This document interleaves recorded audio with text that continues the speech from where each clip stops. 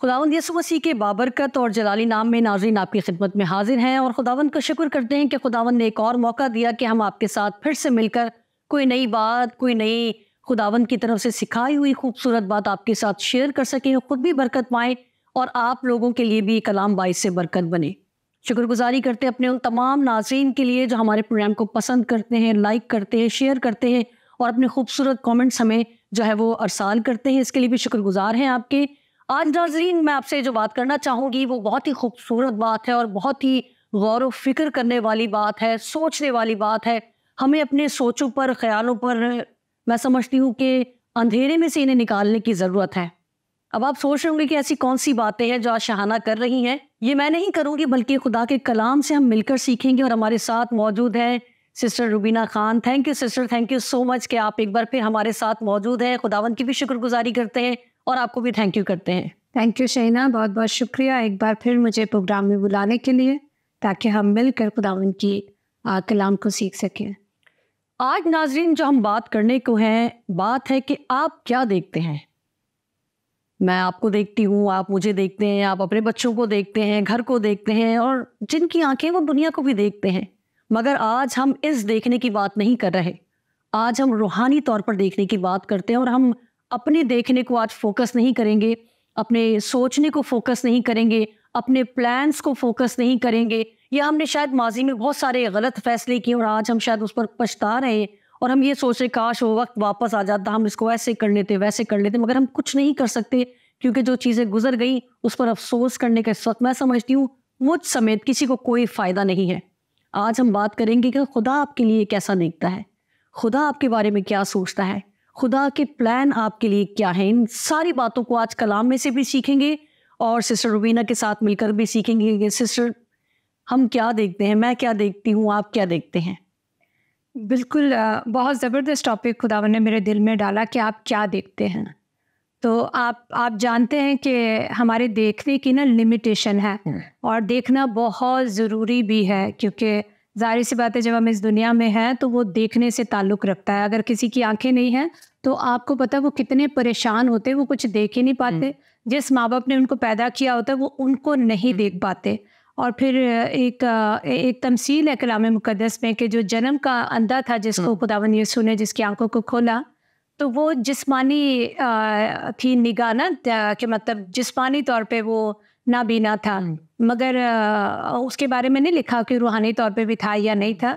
लेकिन देखने का ताल्लुक जो है अक्सर जो है वो हम जिस्म से देखने को वो रखते हैं कि ये कैसे है, कैसे नहीं है, कैसे लग रहा है, कैसे नहीं लग रहा है। तो जब हम कलाम की तरफ तवज्जो करते हैं तो खुदावंद चाहता है कि इससे भी बढ़कर कुछ है जो हम देख सकते हैं। लेकिन जिस तरह एक मीडिया से एक मिसाल है, बहुत टाइम पहले एक प्रोग्राम आता था, कोई देखे या ना देखे शबीर तो सब कुछ देखता है। लेकिन आप देखें शबीर की भी लिमिटेशन है। बिल्कुल। तो वो अगर वो देखता था सबको तो वो कैमरे की आंख से ही वो फॉलो करता था कि कोई क्या कर रहा है और कोई क्या नहीं कर रहा है। तो जिस तरह अभी भी देखिए हम प्रोग्राम रिकॉर्ड करवा रहे हैं तो कैमरा है, तो कैमरे को जहाँ पे फोकस किया गया ना वो वही कुछ दिखा रहेगा। जब लोग देखेंगे हमें तो लोगों को मैं और आप नज़र आएंगे और जो इतने सारे लोग हमारे साथ हैं, इतनी सारी चीज़ें हैं, उनको वो देख नहीं पाएंगे। तो मतलब बिहाइंड द कैमरा बड़ा कुछ हो रहा होता है और हम कह रहे होते खुदा आप हमारी ज़िंदगी में कुछ नहीं कर रहे हैं, मगर खुदावन कुछ ना कुछ कर रहा होता है। बिल्कुल। तो हमारी जो दीदनी आंखें ना उनकी लिमिटेशन है कि जो मुझे अब आप देखें कि आप सामने बैठे तो मुझे नज़र आ रहे हो, तो मैं आपको नज़र आ रही हूँ, लेकिन इस दीवार के बाद क्या है वो हम देख नहीं सकते हैं। और जिस तरह मैंने कहा कि शबीर को वही कुछ नज़र आता है जो जिस पे उसने फोकस किया हुआ है, लेकिन हमारा खुदा सब कुछ देखने की कुदरत रखता है। आमीन। और वो चाहता है कि जैसा मैं हूँ मेरे लोग भी वैसे बने। खुदावन हमें भी, हमारे लिए भी चाहता है कि वो हम ईमानी आँखों से देखें। और हम कौन सी आंखों से ज़्यादा देखते हैं? जिस्मानी आंखों से। बिल्कुल। जो हमें नज़र आ रहा होता है ये मेरे देखने में अच्छा है और चलो यही शायद मेरे लिए अच्छा है, चलो वही शायद मेरे लिए अच्छा। लेकिन खुदावन चाहता है कि जो देख रहे हो ना उसके पीछे तक देखो। तो आज हम सीखेंगे यिर्मयाह के सहीफे से। तो निकाले मेरे साथ पहला यिर्मयाह उसकी 4 आयत है।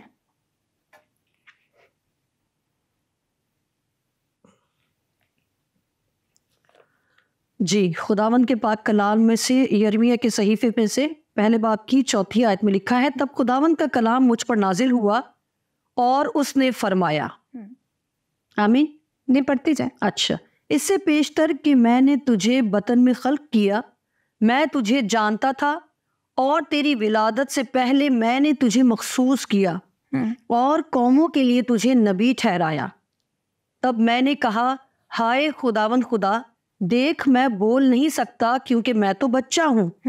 लेकिन खुदावंद ने मुझे फरमाया, यूं ना कह कि मैं बच्चा हूँ, क्योंकि जिस किसी के पास मैं तुझे भेजूंगा तू जाएगा और जो कुछ मैं तुझे फरमाऊंगा तू कहेगा।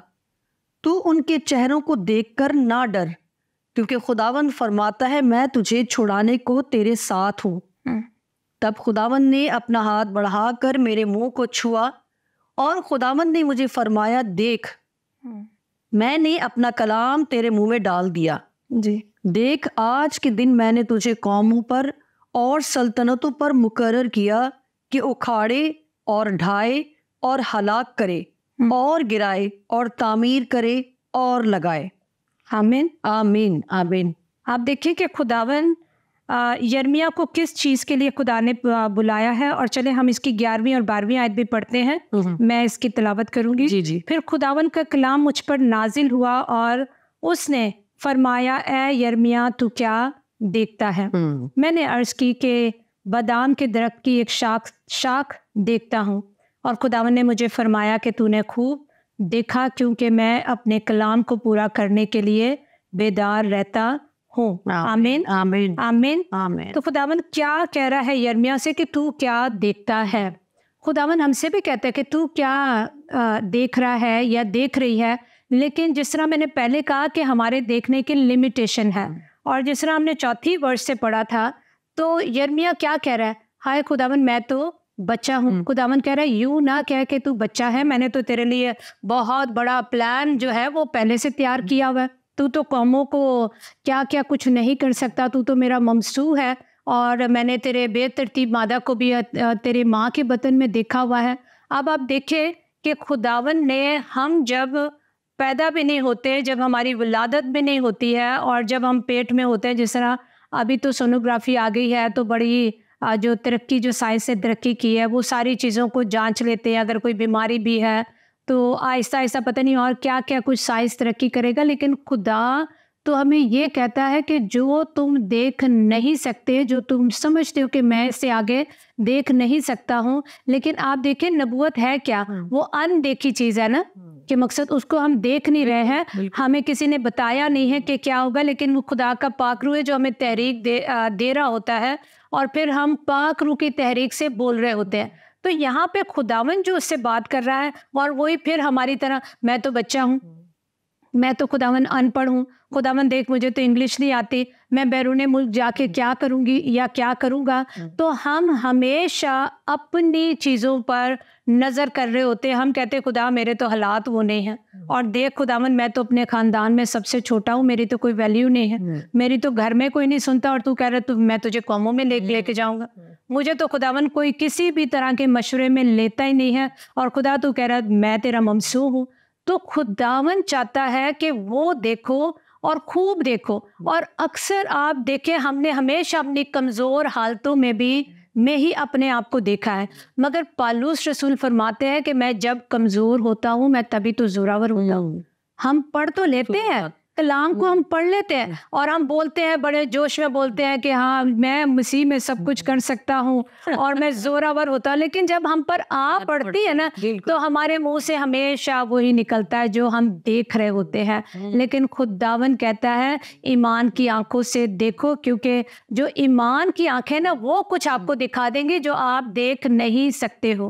और कलाम में लिखा भी है कि ईमान अनदेखी चीज़ों का सबूत है, और खुदावन का कलाम फरमाता है कि जो कुछ तुम ईमान से मांगोगे वो तुम्हारे लिए हो गया है और वो तुम्हारे लिए हो जाएगा। तो फिर हम डावाडोल हो जाते हैं कि खुदा, अगर खुदा हमें दिखा रहा होता है मैंने तेरे बेटे को अपने लिए चुन लिया है, या मैं तेरे बेटे को डॉक्टर बनाऊंगा, या मैं उसको वहाँ लेके जाऊंगा, या मैं उसको ये करूँगा, तो हम कहते हैं खुदावन मेरे तो नस्लों में कोई डॉक्टर नहीं बना, और खुदावन डाओ की तो फीस इतनी ज़्यादा है, खुदावन मैं इकरा में तो पढ़ा नहीं सकती, खुदा ने आज मुझे भी सिखाया। ये नहीं कि मैं आती हूँ तो कलाम सुना के चली जाती हूँ, मैं पहले कलाम को, वो कलाम पहले सुनाने वाले के लिए होता है। अगर आपने उस कलाम को रिसीव नहीं किया ना, तो वो कलाम आपके रूह में रचता बसता नहीं है और फिर आप कह नहीं सकते हो।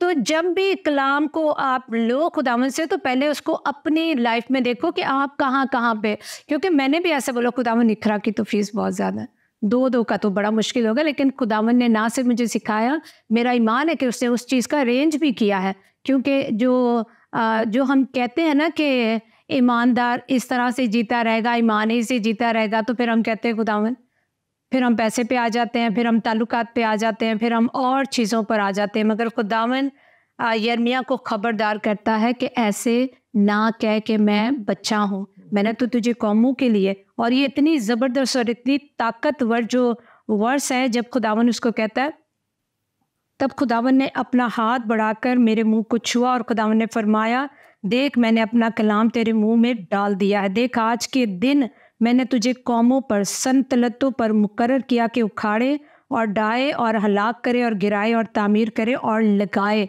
कितनी बड़ी जिम्मेदारी खुदावन ने हमें दी है। और हम हमेशा कहते रहते, देख खुदा मैं तो बच्चा हूँ, देख खुदा यसाया नबी की तरह मैं तो नजस लोगों में रहता हूँ। आप देखें दोनों ये ज़बरदस्त बड़े नबी थे जो खुदावन से लेके तो आगे डिलीवर करते होते थे। लेकिन आप इनकी पहली हालत देख लें कि वो पहली हालत में क्या थे। एक कह रहा है मैं बच्चा हूँ, एक कह रहा है मैं नजस लोगों में रहता हूँ। तो दोनों के साथ एक ही काम खुदावन ने किया है कि अपने कलाम ही से उनको साफ़ किया है, अपने कलाम ही से उनको ताकत दी है। और फिर जिस तरह फिर खुदावन उसको पूछता है, फिर खुदावन का कलाम मुझ पर नाजिल हुआ और उसने फरमाया, ऐ यिर्मयाह क्या देखता है। अगर हम इसको अलग तरीके से पढ़ें ना, तो खुदा बोलता है अब क्या देखता है। अब जो कुछ मैंने तुझे बता दिया है, वो कहता है मेरे ख्यालात तुम्हारे ख्यालात नहीं हैं। बिल्कुल बिल्कुल बिल्कुल। मैं इंसान नहीं हूँ जो तुम्हारी तरह सोचूं कि मेरा तो कोई भी अमेरिका में नहीं है, खुदा मैं कैसे जा सकता हूँ। मेरा तो बैंक बैलेंस नहीं है, खुदा मैं कैसे कर सकता हूँ। तो खुदा कहते हैं मेरे ख्याल हमेशा भलाई के हैं, बदी के नहीं हैं। मैं चाहता हूँ कि तुम जिंदगी पाओ, मगर सिर्फ जिंदगी ना पाओ बल्कि कसरत की जिंदगी पाओ। और कलाम में पालूस रसूल बड़े ज़बरदस्त बातें करता है कि हर बात में हमें तरक्की करनी है, रूहानी नेमतों से बाज ना आओ। अगर आपके पास दुआ की नेमत है तो खुदा से दुआ करो कि खुदावन मुझे नबूवत की नेमत भी दे, खुदा मुझे शिफायत की रूह भी दे, खुदावन मुझे इल्मियत का कलाम भी दे। वो कहते हैं कि किसी भी रूहानी नेमत से बाज ना आए, मगर हम क्या करते हैं जिस्मानी तौर पे। ठीक है, छोटा घर है, खुदा अब बड़ा घर हो जाए। ठीक है, छोटी गाड़ी है, खुदा अब मुझे बड़ी गाड़ी दे दे। थोड़ा बैंक बैलेंस है, अब खुदा मुझे बड़ा दे दे। हम हमेशा जिस्म के ही बारे में सोचते रहते हैं। तो यहाँ से हम अपना अंदाज़ा लगा सकते हैं, हर ईमानदार इस बात से अपना अंदाज़ा लगा सकता है कि पालूस रसूल अपने ख़तों में फरमाते हैं जो जिस्मानी है वो जिस्मानी बातों के ख्याल में रहेगा, और जो जिस्मानी है वो बोलेगा। जिस तरह कलाम में खुदावन बताते हैं कि हनूस तुम कह ही ना चुकोगे और मैं कर दूंगा, मैं तुम्हारे लिए तैयार कर दूंगा। और फिर कलाम हमें बताता है कि खुदा ने अपने मोहब्बत रखने वालों के लिए सब चीज़ें पहले से ही तैयार रख छोड़ी हैं। जिस तरह पैदाइश में अगर हम देखें तो हमें बनाने से पहले, हमें पैदा करने से पहले उसने हमारे लिए सब कुछ तैयार किया था। जिस तरह जब एक माँ प्रेग्नेंट होती है तो वो जब स्टार्ट ही होता है तो वो चीज़ें देखें तैयार करना शुरू हो जाती है कि नहीं हो जाती, और जब वक्त होता है तो फिर वो टोकरी तैयार कर लेती है। तो खुदा, क्योंकि वो माँ अपने बच्चे से प्यार करती है, वो चाहती है मैं जल्द से जल्द इसको देखूं। तो इसी तरह खुदावन हमसे प्यार करता है और वो चाहता है जैसा मैं देखता हूँ वैसे देखो। तभी तो खुदावन यिर्मयाह से पूछता है कि क्या देखता है। फिर जब उसकी रूहानी आंखें खुदा ने खोली तो फिर वो कहता है कि मैं बादाम के दरख्त की एक शाख देखता हूँ, और खुदावन ने मुझे फरमाया तूने खूब देखा। अब खुदा कह रहा है कि खूब देखा। और जब हम इसी तरह से खूब देखेंगे, खुदा मैं तो तेरा बंदा हूँ, मैं तेरी बंदी हूँ, और तू कलाम में फरमाता है कि रास्त बास किसी नेमत का मोहताज नहीं रहेगा। तो ये कौन सी बोली है? ये ईमान की बोली है।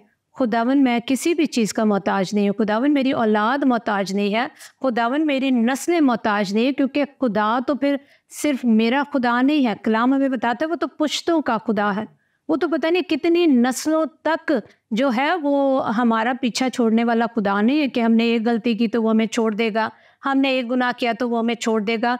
खुदा ऐसा नहीं है, मगर खुदा हमसे ये चाहता है कि देखो मगर खूब देखो, अच्छा देखो, मगर हमारी नज़रें हमेशा आ जाके हमारी कमज़ोरी पर आ जाती हैं। और आप देखें तज़ाद की किताब में लिखा हुआ है, जब जदोन को खुदा ने बुलाया तो आप देखिए वो डरा हुआ शख्स है, और जब खुदा ने कहा ए ज़बरदस्त सूरमा, वो हैरान हुआ होगा, ठीक है। यिर्मयाह भी हैरान हुआ होगा, ये शक में पड़ा होगा कि खुदा कैसे हो सकता है, मैं तो भी बच्चा हूँ खुदा, क्योंकि मैं तेरे कलाम के लिए बच्चा हूँ।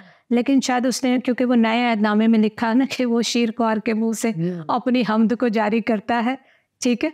तो वो परेशान हो गया कि खुदा आप तो मुझे इतनी जगहों के लिए इस्तेमाल करना चाह रहे हैं, आप तो कह रहे मैं कौमों के लिए मैंने तुझे अपना हथियार बनाया, मैं तो कौमों को तुझसे तेरे वसीले मस्मार करूँगा, तबाह करूँगा, बर्बाद करूँगा।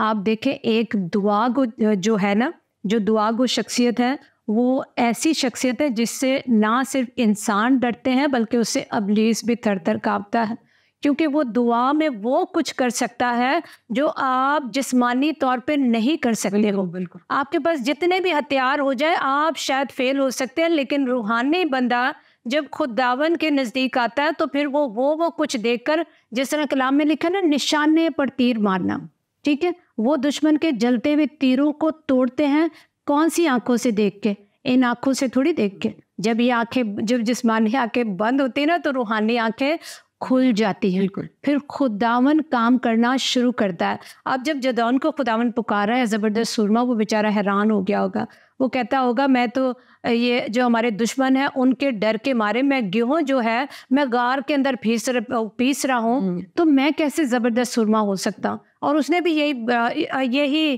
कहा कि खुदावन मैं तो अपने घराने में सबसे छोटा हूँ, मेरी तो कौम ही सबसे छोटी है खुदावन, और आप मुझे ये कह रहे हो। मगर खुदावन वो देख रहा था जो उसने बनना था।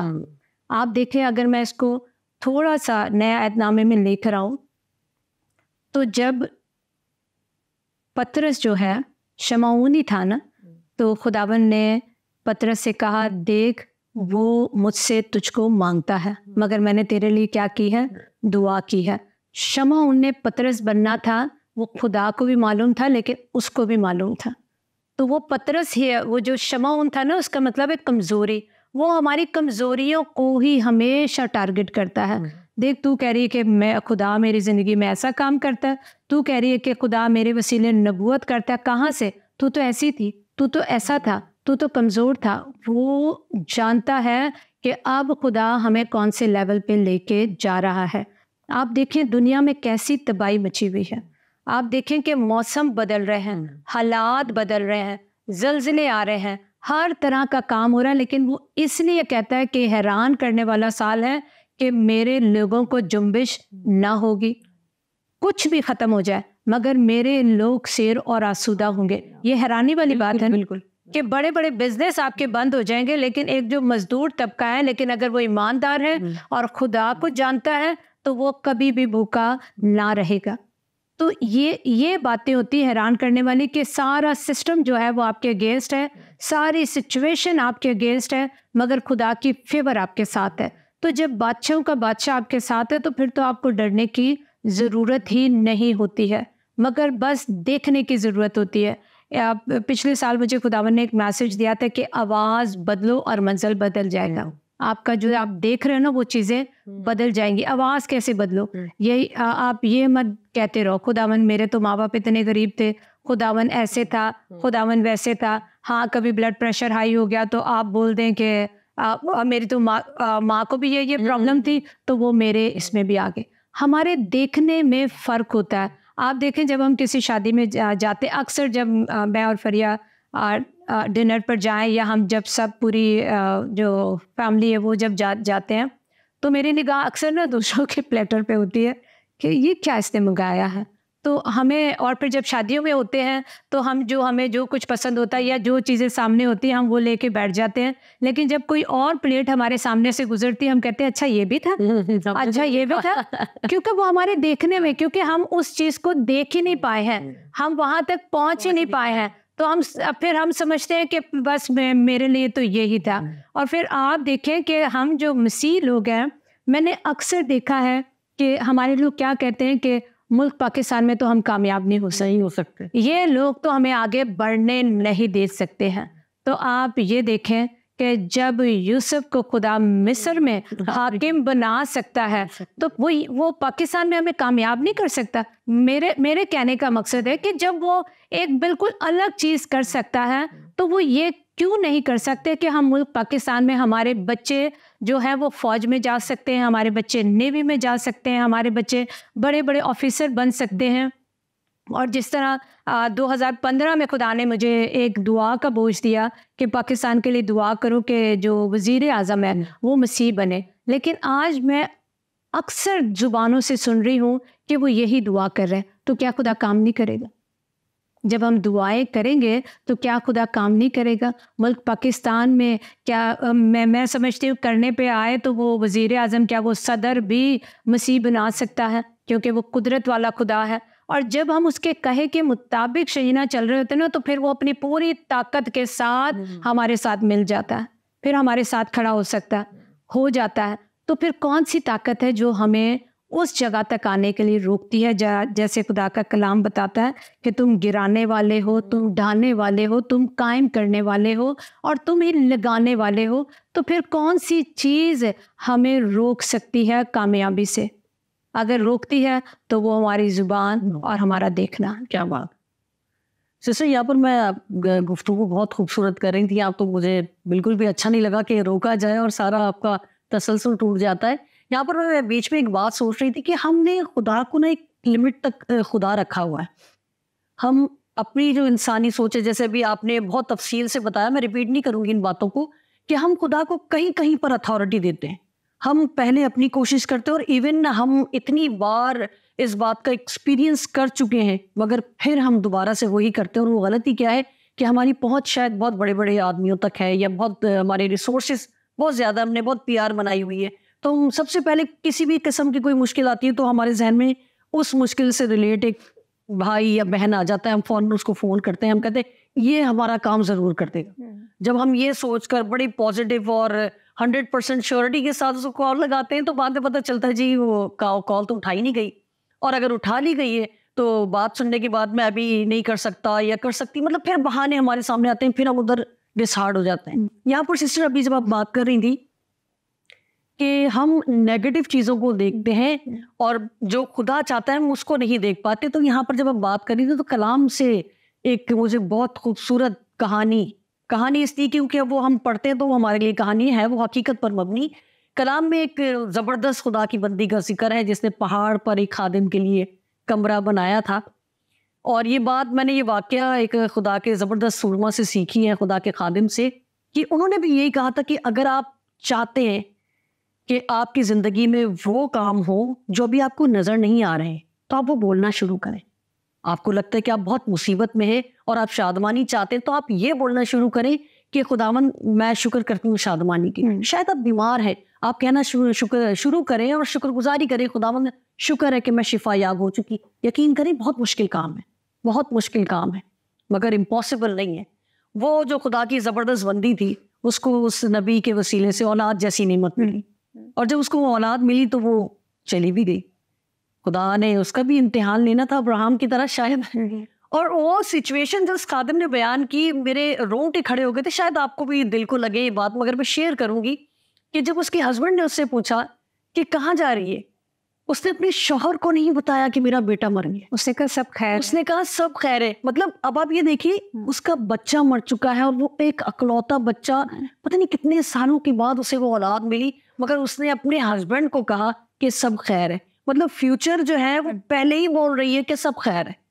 और जब वो उस खादिम तक पहुंचती है, वो भी पूछता है दूर से तेरा बेटा ठीक है, तेरा शौहर ठीक है, उस वक्त भी वो कहती है सब खैर है।